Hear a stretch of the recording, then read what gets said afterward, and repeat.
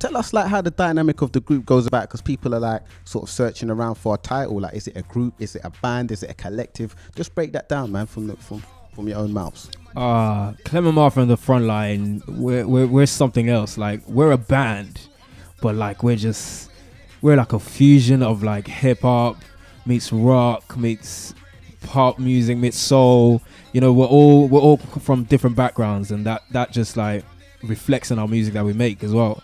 So like Clement said, we're all from Southwest London. We've got drummer who's into his heavy metal, and then the keyboard players into a pop punk. So, you know, we all kind of like bring that hybrid of genres of music into what we do. Tell us like how the group got to, you're cool with the title group, yeah? Yeah, I love the group, man. It's established now. I got a tattoo on my chest. Oh, now, seriously? I'm joking. So tell us how the group got together though, man, because it's a bit unconventional. Oh man, to cut the long story short, I was an MC, grime MC on the circuit for a bit, under a different name. But yeah, I started up my MySpace years ago. I remember SK Vibemakers back in the day, seeing pictures of you guys with DMX, and I was thinking, right, you guys are big. And I remember when I was networking, so I just like hooked up with Kojo, and I said, you know what? We need to make this band. We need to make a 7-piece band and that. So we went out, started looking for members, and yeah, man, there's seven of us now, and yeah, everything's just blossoming very beautifully. So far, how do you feel it's being received? Because there's a kind of divide, like in the UK, you got the hip hop scene, you got the grime scene, and obviously rock, and those kind of sounds are definitely on a different kind of planet, on a different page. But like with the hip hop and the grime, the scenes don't like to mix. It's almost like when you're mixing, they don't really totally give you the respect. So how's it been received from your standpoint so far? Do you know what, the reception has been overwhelming, to be honest with you.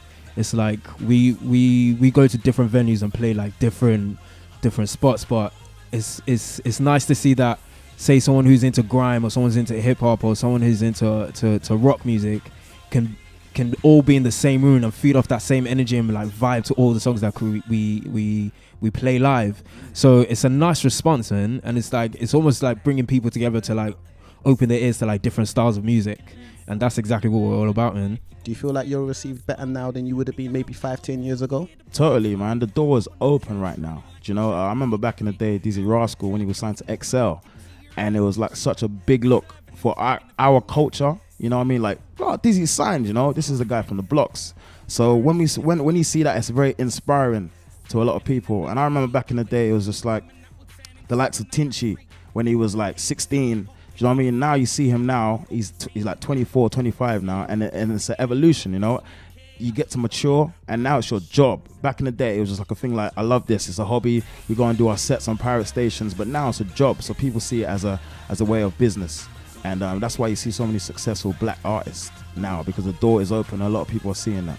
And you got the big deal with Warner Brothers as well, yeah, man. You know what I mean? It's nice to be signed, but with the signing comes the expectation. The expectations is always big, you know, when you're signed to a major, but the thing is, like, the music speaks for itself. And what we've been doing for the last 18 months is writing and recording, making sure our sound is right, our style is right.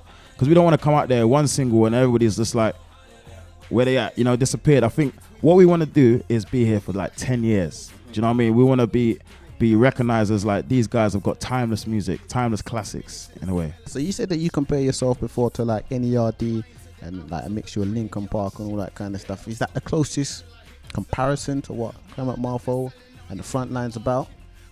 Want to hit this one up? In a nutshell, yes. I mean, but they're American artists. But when it comes like to UK, I think we bring something a little bit more special, something a little different, something fresh, you know. And like, it's like I said before, like, it's good to just have that reception from people, just to appreciate that style of music that we bring. And we just want to go hard, and we just want to, like Clement said, just have that 10-year span. With so much chefs in the kitchen then, and like, you know, varying talents and different dynamics, how does the track making process go down then, man, in the studio?